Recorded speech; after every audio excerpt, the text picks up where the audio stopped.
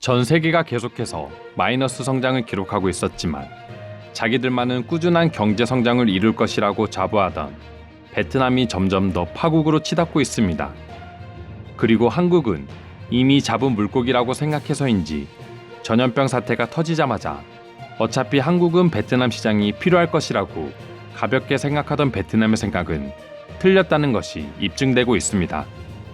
지금이야 다시 한국 기업들을 찾아와 고충까지 해결해주며 적극적인 지원을 할 테니 계속 유치해달라고 애원하는 상황이지만 이미 물은 엎질러진 것 같습니다.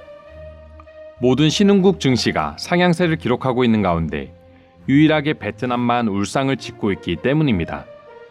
금융정보업체 FN 가이드에 따르면 지난 3일을 기준으로 설정액 10억 원 이상인 베트남 펀드 23개 종목의 최근 1개월 수익률은 마이너스 4.95%를 기록했다고 합니다. 신흥국을 떠나서 해외 주식형 펀드 전체의 평균 수익률이 5.15%인 것에 비하더라도 매우 저조한 성적입니다.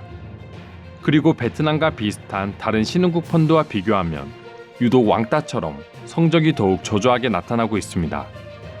베트남이나 인도 등 여러 신흥국 주식에 함께 투자하는 펀드인 글로벌 이미징의 경우 7.8%의 성장률을 기록하고 있고 인도 5.92%, 브라질 11% 등 다들 플러스 수익률을 달성하고 있습니다. 수익률뿐만 아니라 자금 유출 역시 베트남이 치명적으로 마이너스를 나타내고 있습니다. 브라질이 플러스 112억 원, 인도가 마이너스 120억 원인 거에 비해 베트남 펀드에서는 무려 882억 원이 빠져나갔기 때문입니다. 최근에 달러 약세가 이어지면서 신흥국들의 증시 역시 회복세로 들어가고 있지만 베트남 대표 지수인 VN 지수는 오히려 3.89%나 내리면서 한국인들을 포함해 많은 투자자들이 베트남을 꺼려하고 있다는 것을 명확히 확인할 수 있습니다. 유독 비슷한 국가들 중에서 베트남만 이렇게 부진한 이유는 다른 신흥국들에 비해 취약한 매수 주체와 작은 시장 규모가 뽑히고 있습니다. 베트남 펀드를 전문으로 운영하고 있는 피데스 자산운용의 송상종 대표는 베트남 증시는 개인들 소득이 늘고 있긴 해도 아직 주식 투자할 여건이 미비하고 기간도 취약하기 때문에 수요 기반이 약하다라고 밝혔습니다. 실제로 이러한 이유들로 인해서 다른 나라에 비해 연초와 비교했을 때 주가가 무려 10% 이상 빠져있는 상황이라고 합니다. 베트남은 포스트 차이나로 불리며 아시아에서 한국을 따라잡는 신형 국가가 될 것이라고 자부하기도 했었지만 어느 정도 이런 상황이 올 것이라는 건 이미 많은 외신들이 예상하고 있었습니다. 오로지 노동 집약적인 기업만 보유하고 있으며 한국처럼 자체적인 기술력을 가진 기업이 거의 없다시피 하니 이번처럼 세계적인 위기가 닥쳐버리자 모든 약점을 드러내게 된 것입니다. 전문가에 의하면 인도나 브라질도 비슷한 상황이기는 하지만 시장이 크고 기관이나 외국인 등 증시 주체가 뚜렷하기에 베트남과는 달리 성장세를 이어나갈 수 있었다고 합니다. 하지만 베트남은 기관이 없다시피 하고 최근 외국인 투자자들까지 발을 빼기 시작하면서 상당히 저평가되고 있다고 전했습니다. 물론 일부 전문가들은 지금처럼 베트남이 저평가된 시점이 매수 기회라고 조언하기도 합니다.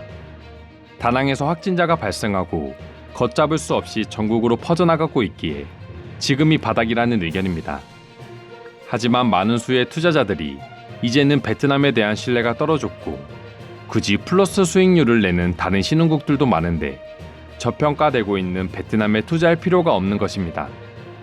관련 뉴스가 전해지자 14년 전에도 베트남 펀드에 들었다가 큰 손해를 봤다는 투자자나 10년 주가 지수를 봤을 때 후진국은 후진국인 이유가 있으며 저평가되는 데에는 다 이유가 있고 저평가 펀드는 계속해서 저평가로 이어진다고 각자 자신들의 조언을 전하며 베트남 펀드 투자의 위험성을 각인시켜줬습니다.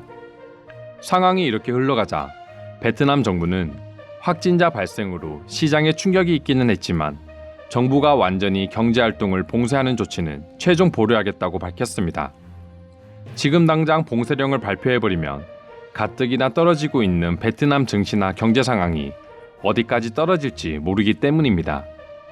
하지만 진단키트마저 부족하고 한국보다 하루 확진자 수가 더 많이 나오면서 결국 터질 게 터져버린 베트남 상황을 보면서 또 한 번 베트남 정부의 말을 믿을 투자자는 거의 없다고 생각됩니다.